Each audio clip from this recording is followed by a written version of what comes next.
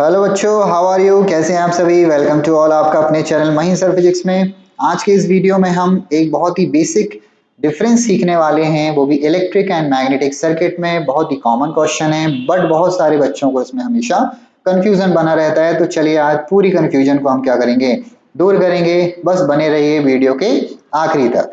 Question बोल रहा है कि difference between electric and magnetic circuit क्या होता है। तो सबसे पहली बात ये होती है कि सर्किट क्या होता है।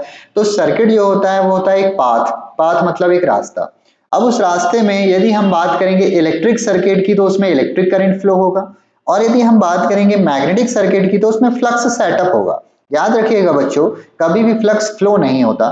फ्लक्स जो होता है नंबर ऑफ टर्न्स के साथ लिंक करता है। जैसा कि आप इसमें डायग्राम में देख पा रहे होगे, पहला वाला इलेक्ट्रिक सर्किट का तो बहुत ही सिंपल सा सर्किट है।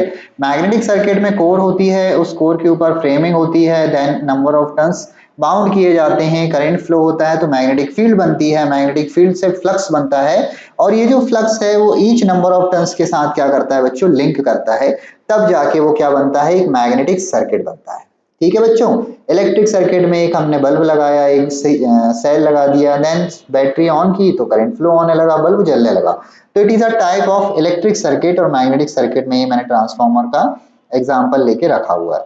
दूसरा जो सबसे बड़ा डिफरेंस होता है वो ये होता है कि भाई इलेक्ट्रिक सर्किट में करंट फ्लो होता है, और मैग्नेटिक सर्किट में क्या होता है, मैग्नेटिक फ्लक्स होता है जो कि लिंक करता है। ठीक है बच्चों।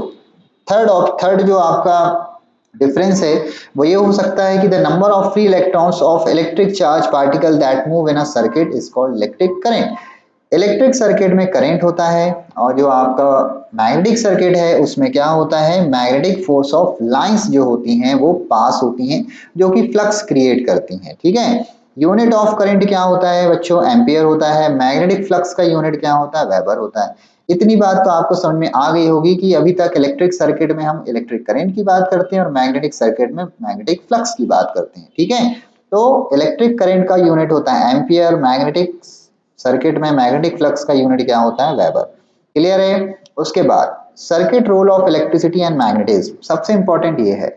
तो इलेक्ट्रिक सर्किट की यदि हम बात करें, सर्किट आपने ऊपर देखा हुआ है, तो जो करंट होती है वो हमेशा पॉजिटिव टू कहाँ जाती है, नेगेटिव जाती है। ठीक है, कहाँ जाएगी बच्चों, पॉजिटिव टू नेगेटिव।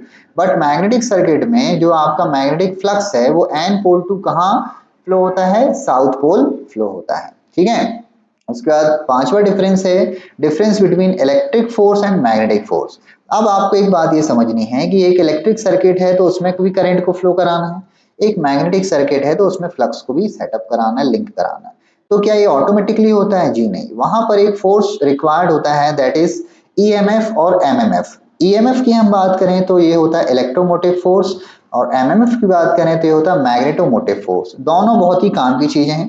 यदि ईएमएफ नहीं होगा तो इलेक्ट्रिक सर्किट में करंट फ्लो नहीं हो पाएगा, और यदि एमएमएफ नहीं होगा तो मैग्नेटिक सर्किट में मैग्नेटिक फ्लक्स क्या नहीं हो पाएगा बच्चों, फ्लो नहीं हो पाएगा। ठीक है, यहां तक की बात। उसके बाद बात होती है unit of EMF and MMF. EMF की यूनिट होती है वोल्ट, एमएमएफ की यूनिट होती है एम्पियर टर्न। ठीक है। ईएमएफ की यूनिट क्या होती है, वोल्ट, और एमएमएफ की यूनिट क्या होती है, एम्पियर टर्न, क्योंकि एमएमएफ का फॉर्मूला होता है number of turns into current. ठीक है, तो एन इनटू आई। क्लियर है, एम्पियर इनटू टर्न्स। उसके बाद अपोजिशन प्रॉपर्टी, इलेक्ट्रिक सर्किट में जो अपोजिशन प्रॉपर्टी होती है वो रेजिस्टेंस की होती है, मतलब रेजिस्टेंस अपोज करता है। और जो मैग्नेटिक सर्किट होता है उसमें रिलक्टेंस होता है बच्चों, क्या होता है, रिलक्टेंस। क्लियर है, दोनों की यूनिट अभी हम बात करेंगे यूनिट्स की। यूनिट ऑफ रेजिस्टेंस की हम बात करें तो ओम होती है, और रिलक्टेंस की यूनिट की हम बात करें तो एम्पियर टर्न पर वेबर होती है। क्या होती है बच्चों, एम्पियर टर्न पर वेबर। ठीक है। उसके बाद नाइन्थ प्रॉपर्टी बोलती है फ्लोइंग प्रॉपर्टी ऑफ सर्किट। कहने का मतलब ये है कि रेजिस्टेंस है तो उसका अपोजिशन भी होगा, मतलब रेसिप्रोकल भी होगा, और उसके बाद यदि रिलक्टेंस है तो उसका भी रेसिप्रोकल होगा। तो क्या होता है, रेजिस्टेंस का रेसिप्रोकल कंडक्टेंस होता है, और रिलक्टेंस का रेसिप्रोकल परमीनियंस होता है। ठीक है, क्लियर है। उसके बाद कंडक्टेंस की यूनिट सीमेंस होती है, और परमीनियंस की यूनिट होती है, जस्ट उल्टा कर दो, वेबर पर एम्पियर टर्न या हेनरी भी उसको हम कहते हैं। उसके बाद इलेक्ट्रिक सर्किट में ओम्स लॉ लगता है। ओम्स लॉ क्या होता है, सभी को पता है, V equals to I R होता है। और यहाँ पर क्या होता है, फ्लक्स का according to Ohm's law of magnetic circuit, electric circuit में करंट होता है I equals to E upon R, और यहाँ पर फ्लक्स इक्वल्स टू क्या होता है MMF अपॉन रिलक्टेंस होता है। क्या होता है MMF अपॉन रिलक्टेंस, याद रखिएगा। रिलक्टेंस का मतलब रेजिस्टेंस का प्लेस किसने ले लिया यहाँ पर, रिलक्टेंस ने, ठीक है। MMF अपॉन रिलक्टेंस, क्लियर है। किरचॉफ्स के जो रूल्स होते हैं for the electrical circuit, Kirchhoff current law, KCL and KVL are applicable, और इसमें क्या होता है Kirchhoff MMF and flux law are applicable. ये उतने काम का पॉइंट नहीं है, बट ये समझ लीजिए ध्यान से। किरचॉफ फर्स्ट लॉ क्या होता है, summation of I equal to 0 होता है, कहाँ पर, नोड पर, और summation of phi equal to कहाँ होता है, 0 नोड पर, वो भी मैग्नेटिक सर्किट में। सब सिमिलर है, बट करंट की जगह क्या आ जाएगा, फ्लक्स आ जाएगा, और कुछ नहीं होने वाला, ठीक है। Kirchhoff's law, according to Kirchhoff's law an electric circuit summation of I R equal to summation of EMF होता है, और यहाँ पे summation of I S equal to summation of MMF होता है। करंट डेंसिटी का फॉर्मूला क्या होता है, J equal to I upon A होता है, और यहाँ पे फ्लक्स डेंसिटी होती है बच्चों, क्या होती है, फ्लक्स डेंसिटी, ठीक है। Unit of current and flux density की यूनिट क्या होगी और करंट डेंसिटी की यूनिट क्या होगी, समझिए। करंट डेंसिटी क्या होता है, एम्पियर, फॉर्मूला याद रखिएगा, J equal to I upon, मैं लिख देता हूं यहाँ पर तो ज्यादा अच्छा रहेगा,